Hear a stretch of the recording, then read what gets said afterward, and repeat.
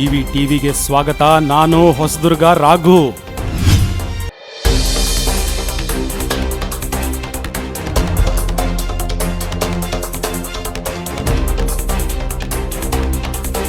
ಹೊಸದುರ್ಗ ತಾಲೂಕಿನ ಮುತ್ತೋಡು ಹೋಬಳಿಯ ಚಿಕ್ಕಬೇಲದಕೆರೆ ಗ್ರಾಮದಲ್ಲಿ ನೆಲೆಸಿರುವ ಶ್ರೀ ಕರಿಯಮ್ಮ ದೇವಿಯವರ ಮಹಾ ರಥೋತ್ಸವ ಜರುಗಿತು.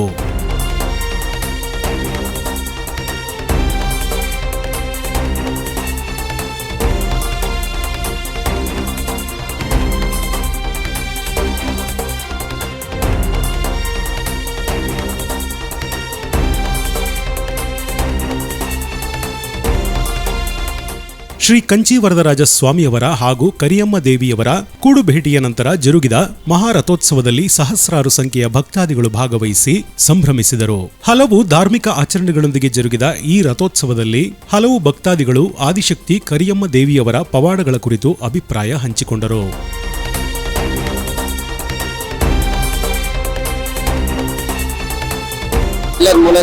ಈ ಒಂದು ಗ್ರಾಮಕ್ಕೆ ಮೂಲತಃ ದೇವರು ಅಂದ್ರೆ ಶ್ರೀ ಕಂಚುವರ ಸ್ವಾಮಿ ಮತ್ತು ದಶರಾಮೇಶ್ವರ ಸ್ವಾಮಿ. ದಶರಾಮೇಶ್ವರ ಸ್ವಾಮಿ ದೇವಸ್ಥಾನ ಇದ್ದಂತ ಜಾಗದಲ್ಲಿ ಒಂದು ಮಜ್ಜನ ಬಾವಿ ಇತ್ತು. ಅದನ್ನ ರೀಸೆಂಟ್ ಆಗಿ ಮುಚ್ಚಿ ಒಂದು ದೇವಸ್ಥಾನ ನಿರ್ಮಾಣ ಮಾಡಿದ್ದೇವೆ ನಾವು ಅಮ್ಮೆಯಿಂದ. ಹಾಗೆ ಕಂಚುವರ ಸ್ವಾಮಿ ಸಹ ಇಲ್ಲಿ ಮೂಲತಃ ಉದ್ಭವ ಮೂರ್ತಿ, ತುಂಬಾ ಸುಂದರವಾದಂತ ಮೂರ್ತಿ ಇಲ್ಲೇ ಉದ್ಭವ ಆಗಿತ್ತು. ಇಲ್ಲಿ ತುಂಬಾ ಒಂದು ರಕ್ತಭೂಮಿಯಾಗಿರ್ತಕ್ಕಂಥ ಇರೋದ್ರಿಂದ ಇಲ್ಲಿ ಆದಿಶಕ್ತಿಯೇ ಇರಬೇಕು ಅಂತ ಹೇಳಿ ಸ್ವಾಮಿ ಕಂಚುವರ ಸ್ವಾಮಿ ಮತ್ತು ಯಶೋಧರಾಮೇಶ್ವರ ಸ್ವಾಮಿ ಅವರು ಬಂದು ಅವರನ್ನ ಕರ್ಕೊಂಡ್ಬಂದು ಇಲ್ಲಿ ಬಿಟ್ಟು ಅಲ್ಲಿ ಅವರು ಕಂಚಿಪುರದಲ್ಲಿ ನೆಲೆಸಿರು. ಯಶೋಧರಾಮೇಶ್ವರ ಸ್ವಾಮಿ ಗುಡದೇನಿಕೆಯಲ್ಲಿ ನೆಲೆಸಿರು. ಈ ಗ್ರಾಮದಲ್ಲಿ ಈಕೆನೇ ಶಕ್ತಿ ದೇವತೆ. ಏನೇ ಆದರೂ ಸಹ ಮೂರು ದೇವರು ಸಹ ಒಂದೇ ಅಂತ ಈಗ ಸುತ್ತಮುತ್ತಲಿನ ಗ್ರಾಮದ ಜನತೆಗಳು ನಂಬಿದರೆ ಏನೇ ಕಷ್ಟ ಬರಲಿ ಜನಗಳ ಕಷ್ಟಗಳು ನಿವಾರಣೆ ಆಗ್ತವೆ. ಹಾಗೆ ಏನೇ ಕಷ್ಟ ಬಂದಾಗ ಕಂಚುವರ ಸ್ವಾಮಿ ಅವರಿಗೆ ಅರ್ಕೆ ಮಾಡ್ಕೊಂಡಾಗ ದುಡ್ಡನ್ನ ಸೇರ್ಬಿಟ್ಟಾಗ ಎಲ್ಲ ಕಷ್ಟಗಳು ನಿವಾರಣೆ ಆಗ್ತವೆ. ತುಂಬಾ ಜನ ಇಲ್ಲಿ ಈ ಸರೌಂಡಿಂಗ್ ಅಲ್ಲಿ ಈ ಶಕ್ತಿ ದೇವತೆಗಳನ್ನು ನೆನೆಸಿ ಜನ ಜೀವನ ಮಾಡ್ತಿದ್ದಾರೆ.